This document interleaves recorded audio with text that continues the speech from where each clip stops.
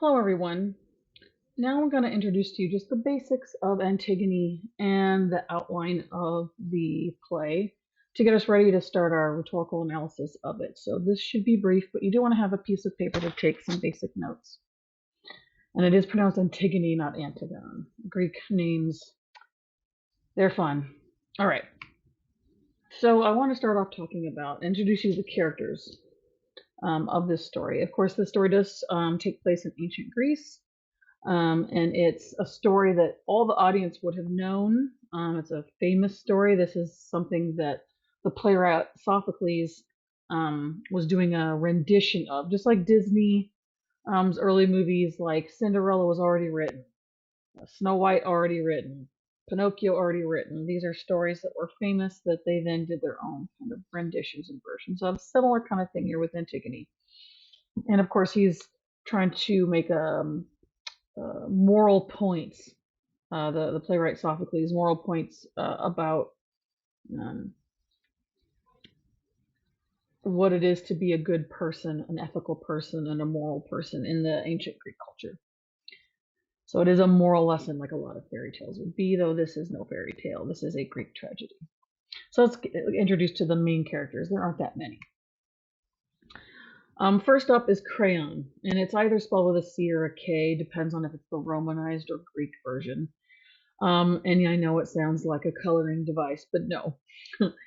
If you recall from Oedipus Rex, Creon is the brother-in-law of Oedipus, the brother of Oedipus's mother and wife. So this would be the uncle and brother-in-law, actually, of Oedipus, right? Because of that unfortunate incest that happened in that story. Okay. Um, and if you recall, he was the good guy in Oedipus Rex. He was the guy that went and got Tiresias to find out what's going on. Why are the people dying? Why is Apollo punishing them? And he gets kind of attacked by Oedipus and accused of trying to take over his kingdom because Oedipus did not want to hear the truth. And then at the end of the play, after Oedipus figures it all out and blinds himself, Crayon's also the good guy and says, "Look, dude, I'm so sorry this happens. I know you have to go. You have to follow the law. You made the law. Whoever is the one that caused the plague has to leave the city. But I promise I'll take care of your kids. I'll take care of them. I'll treat them as if they're my own. I'll raise them. Don't you worry." So does start off as a good guy. And in Greek tragedies, the person, and it's there's an argument about who's the tragic hero, is it Coran or Antigone in this play, but in classic tragedies, uh, the main character, the tragic hero, will have a fall from grace, will have a reversal of fortune, and they can't be bad. They have to have, they're just a normal person in that they're basically good, but they have something, a flaw in them that leads to their doom. And we'll see what his flaw is as we read and watch the play. But he's a generally good guy, but he does make mistakes. So he's not a perfect guy, but he's not a villain. There's no villain in this play.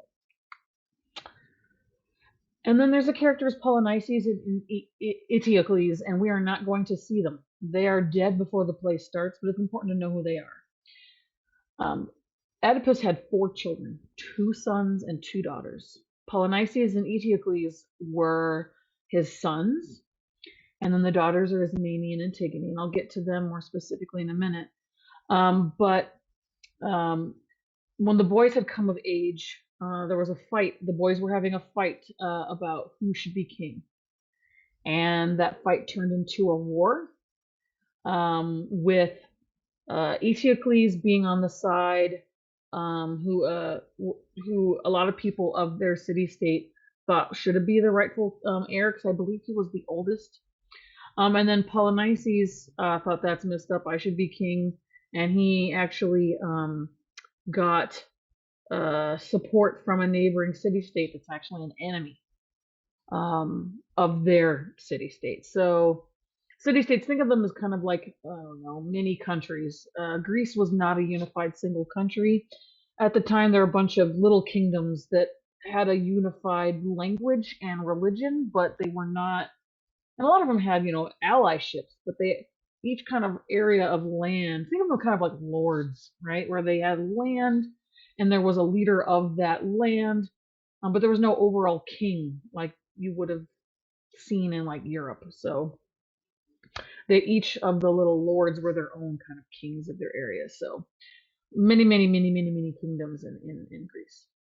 So anyway, so Polynices is seen as a traitor, um, and Eteocles is seen as a hero because Polynices united with an enemy city-state that's tried to invade them and conquer them in the past, their enemy.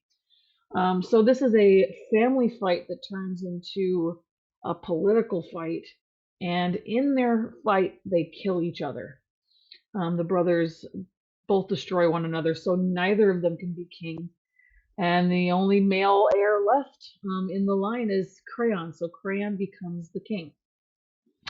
And so the play begins with Creon just starting out as a new king after a kind of quasi civil war and a war with a neighboring city state.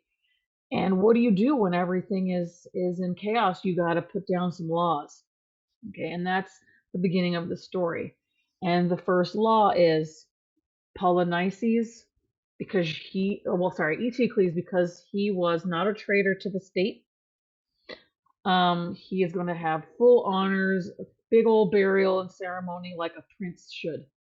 There's Polynices, he's lost all his rights. He is a traitor. We're not going to bury him. We'll let him just be left to the crows and the vultures to eat him up. He doesn't deserve a burial, and if anybody tries to bury the traitor, they too shall die. So there's a death penalty for breaking his law. And Creon's thought is he's gotta be tough to kind of stop all this kind of skirmishing in the war between people that were pro Polynices and pro Eteocles to kind of stop the Civil War, right? So I don't know if you guys remember studying the Civil War in America, but you got to have some harsh rules. And one of the first harsh rules in America was anybody that was a traitor, part of the Confederacy, is never allowed to run for any public office and have power because they're traitors.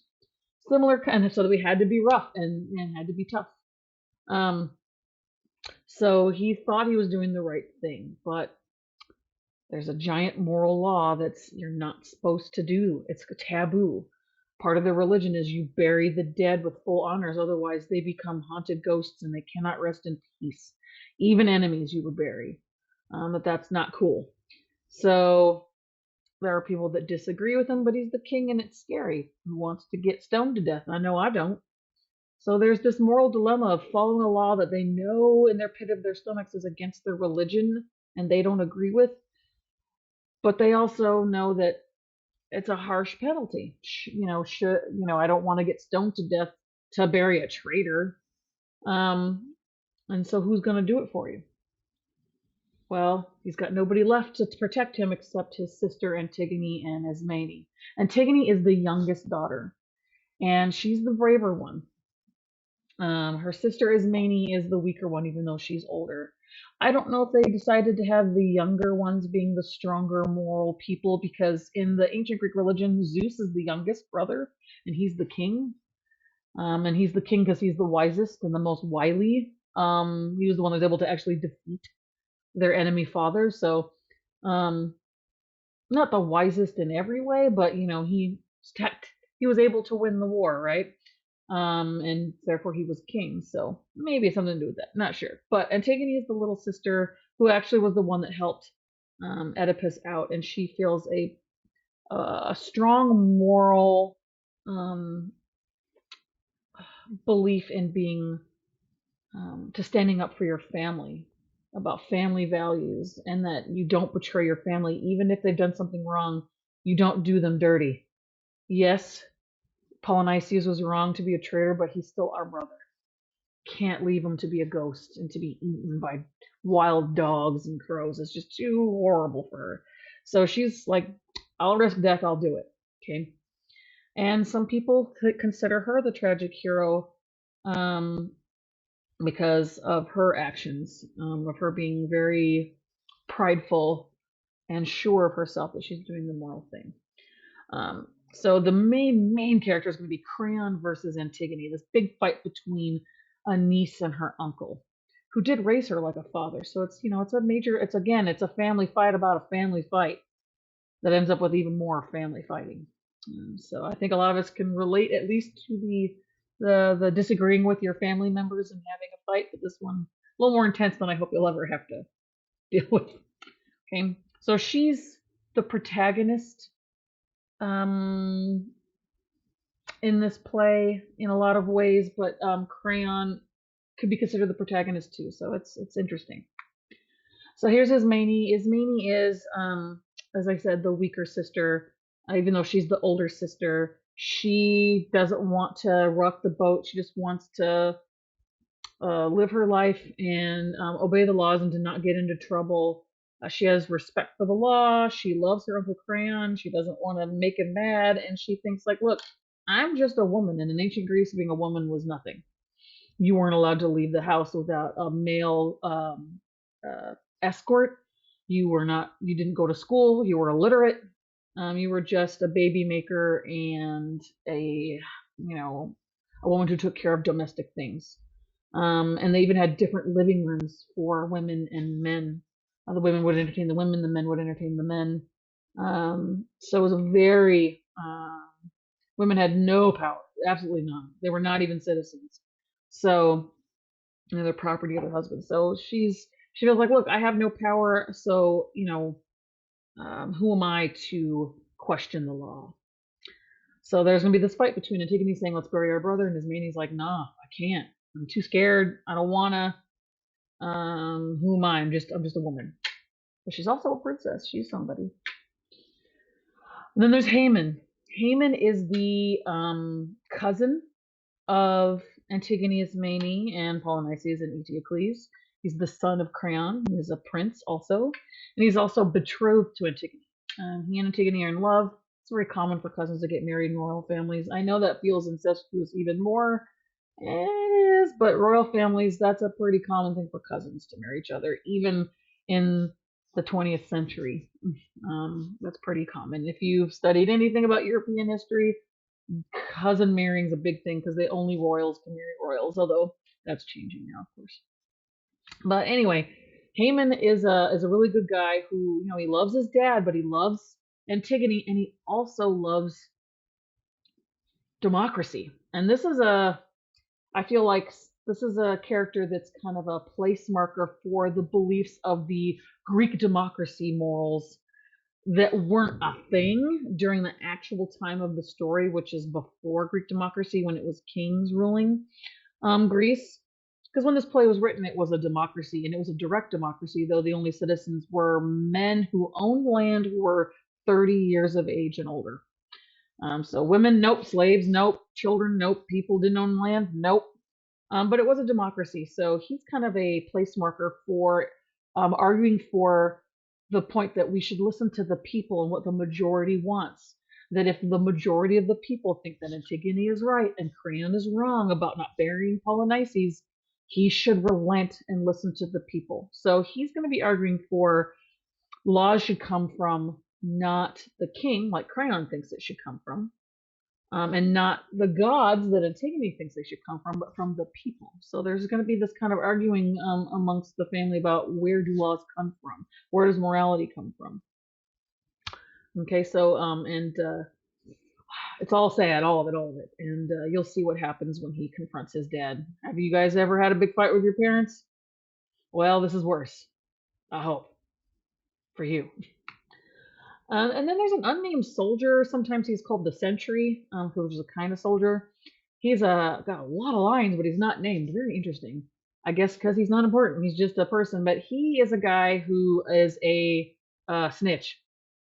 He is a snitch who says, "Hey, somebody buried Polynices. I didn't do it. I swear. Don't beat me up. Don't kill me." So he's a kind of a representation of a totally feckless, fearless guy who's afraid of authority and would throw anyone under the bus to save his own skin, even a princess. Okay, so there's a lot of questions about, does this guy have any moral code, or is he moral because you got to look out for number one, as he says in the play. What do you have a moral duty to the most? To your God, your family, your country, your king, your or you. Who do you who is number one on that list of who you need to take care of? And then the very last character is a very small amount, but she is important in what she says and does. And that is the wife of Creon, the king, Eurydice, who's the new queen. And she is the mother of Haman and the aunt of Antigone and and her siblings. And she in this play is a stoic, and we'll talk more about stoicism later. And she has very few lines, but we'll see what she does. It's a pretty intense thing that she does in the name of morality. And you have to understand that ancient Greeks have a different idea of morality in a lot of ways. And I don't want to give away that part of the play. We'll get there when we get there. But she definitely has her actions she feels are moral, and we might judge her for them. But in her culture, that would have been considered definitely the moral thing for her to do. And to get a little more information about her, she had well, I don't know, that'll give away the plot. Yeah, I don't know. Okay. But anyway, she's the mother of two children, one of which is dead when the play starts. So she only has one child left, and that's Haman. So that's important to know. And then I guess the last set of characters, if you want to call them that, is the chorus. And the chorus is weird. So I want to play a short video that introduces to you what the chorus is for the Greeks. Now, originally Greek plays were all sung, entirely musical. So if you're a musical fan, that's where it came from, I guess. It was originally just a choir. In fact, the first choirs were the Spartan choirs.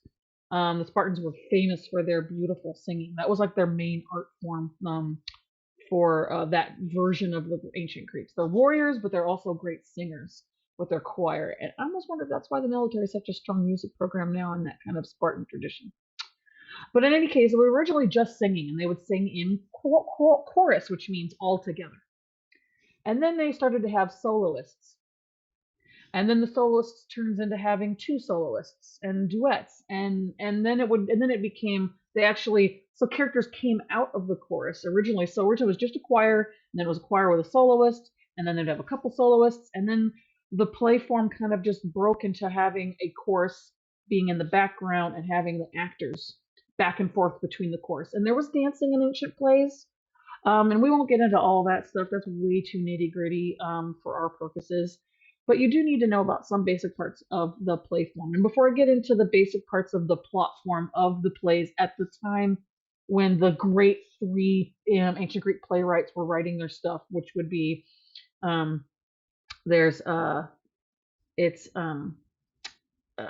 I'm having a brain fart. The three greats are Sophocles, of the tragedies. There's Sophocles, there's oh man. One's with an E and one's with an A. Aeschylus, which starts with an A. I know it seems weird. And then Euripides. Yay, I remember. So Sophocles, Euripides, and Aeschylus, which I remember it by the acronym SEA to remember them. That's how I remember them.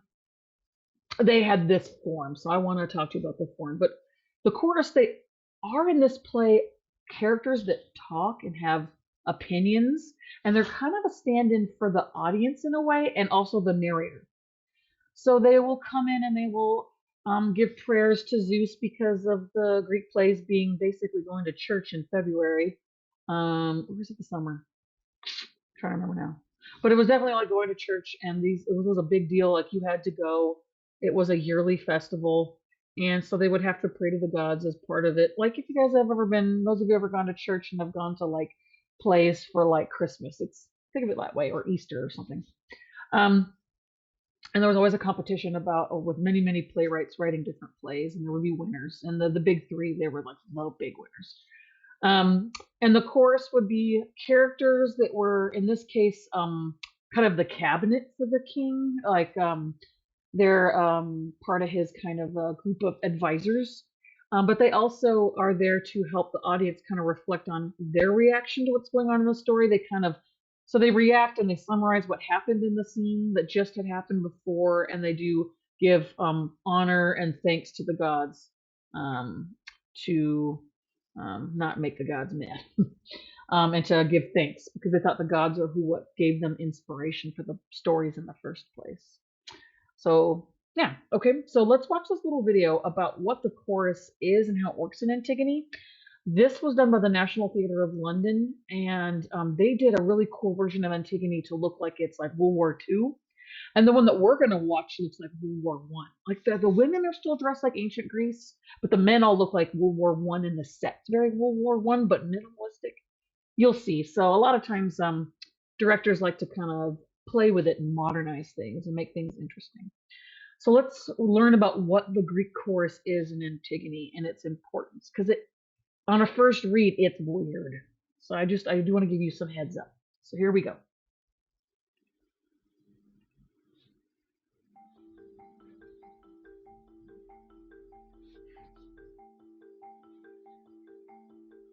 The ancient Greek chorus serves two fundamental roles for the whole theatre experience. The first is just fun. It's wonderfully exciting. The ancient Greeks always talked with great excitement about the moment when the chorus would start up.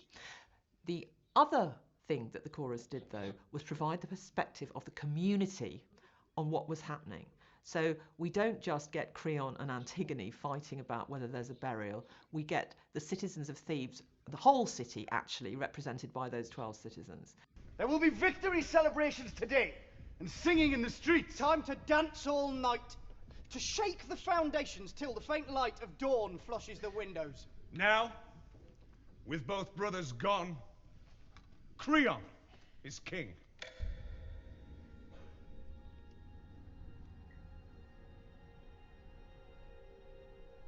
He made the most of his fortune and the god's choice. As the people rejoice, the new king enters to take his throne. The responsibility his alone.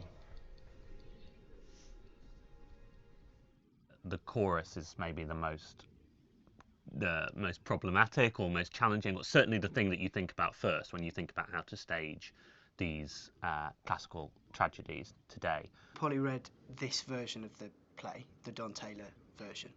She read it and thought that in his translation, and quite possibly in many other translations, but specifically in this one, that the chorus didn't seem like they all thought the same thing all the way through. Some unforgiving Olympian cast the weight of his vengeance on the whole race, so that agony, destruction, disgrace destroys son and daughter, and darkens their halls with tragedy. The cold hands of the dead reach out for the living, and no one is spared. Another generation sheds its blood. New light is snuffed out. The young root is bared for the same bloody axe. The sin of Oedipus, arrogance, brings its bleak harvest in. But all men hope.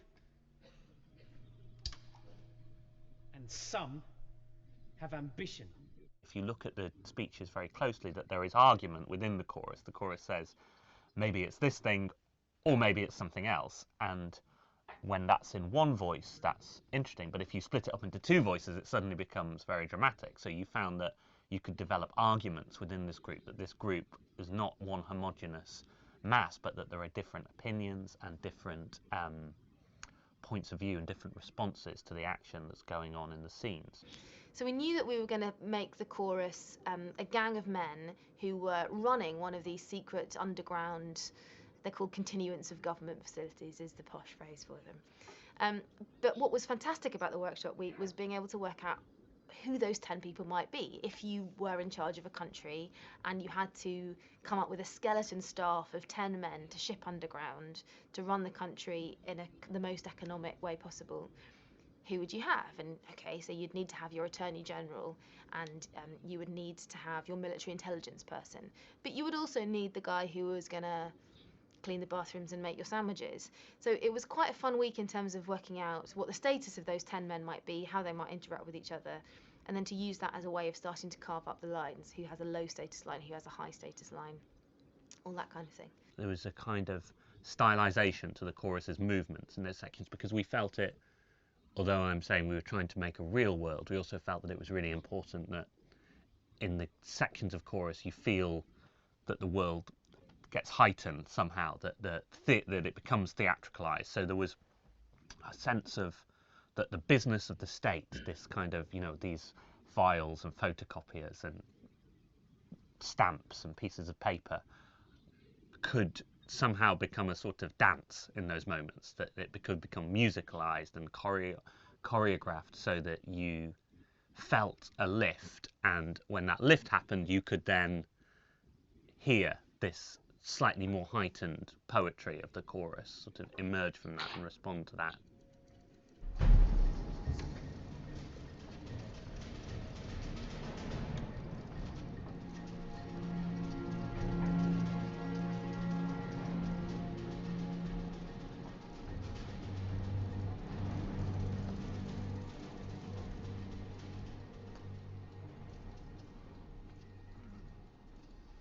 We took a lot of basic office tasks like photocopying or sweeping up or making the tea or whatever it might be.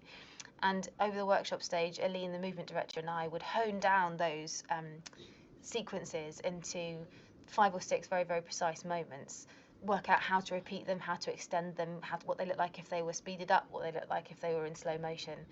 And then try to put the 10 people together so they were making a kind of, office ballet was the phrase that we kept using all the time, so that we could still find a way of bringing these 10 guys together to create something choral and heightened, although not in a way that you would normally associate with those plays, and then be able to fragment it again so they could all have their own agendas the next time that they were speaking.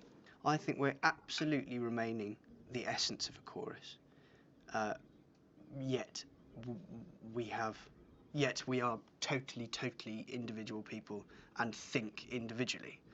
But a chorus doesn't have to be necessarily a body that thinks together. They're just a body that speaks together, usually. And so I think we're still remaining absolutely in a traditional chorus, yet we don't think at the same time all the same things.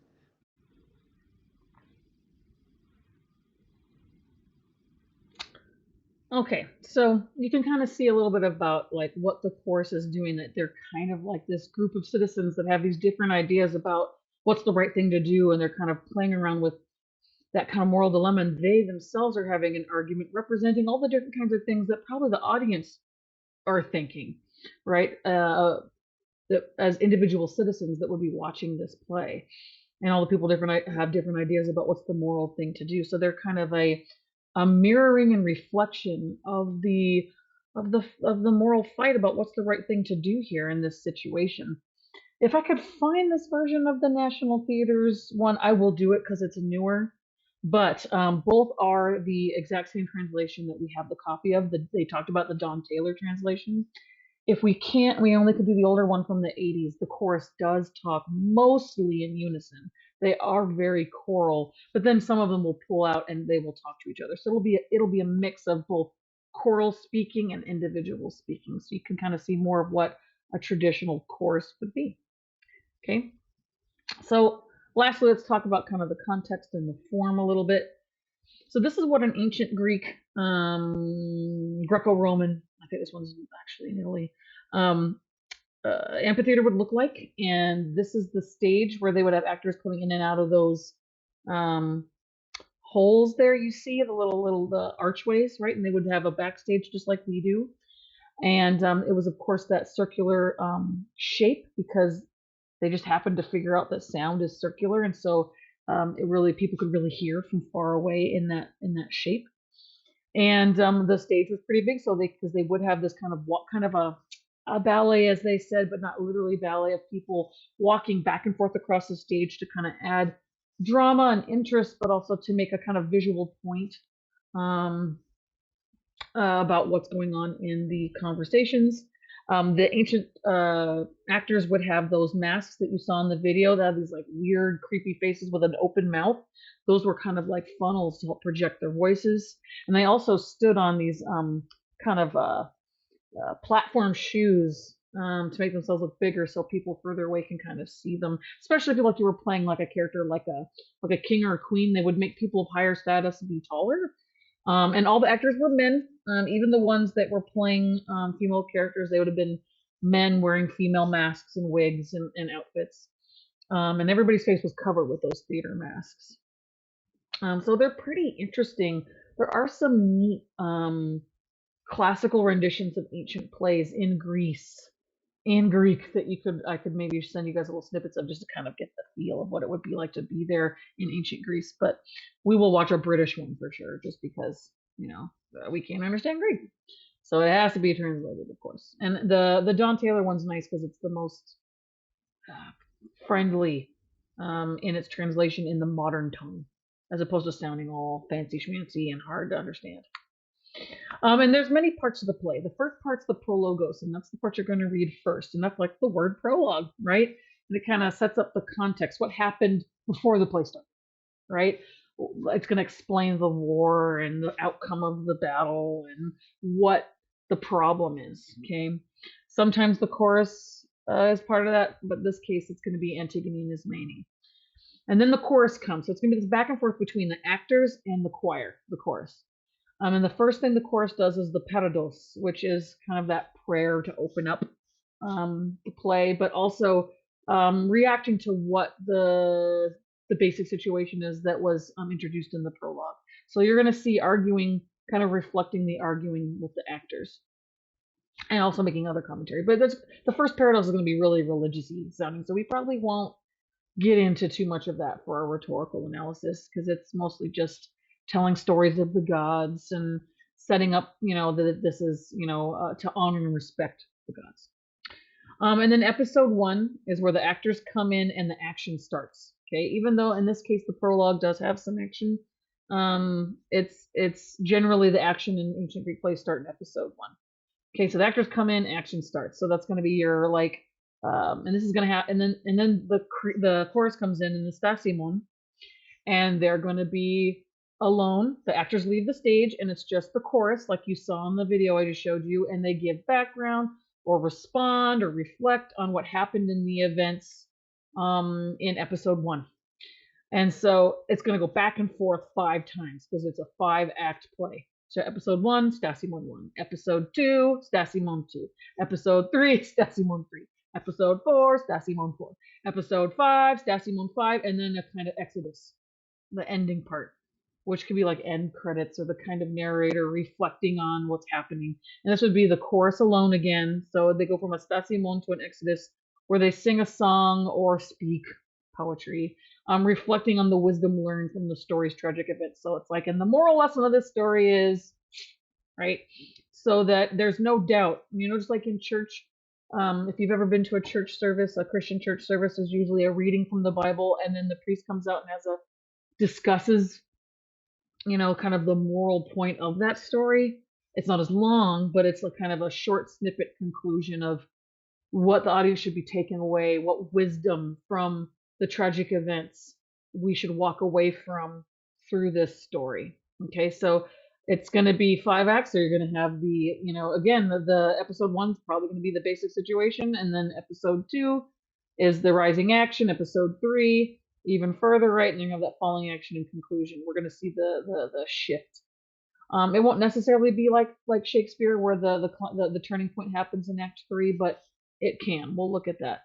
But it is going to be this 5 sessions of back and forth, okay, between the actual action and then the quasi narration, reflection response of the chorus. Okay. And so I want to play for you the prologos video here to help set you up for the first reading. Because it is a little weird to get started. I want to play this for you. It's like 2 minutes just to kind of get you introduced to what the heck they're talking about when you read and watch part 1, the prologue. So here we go.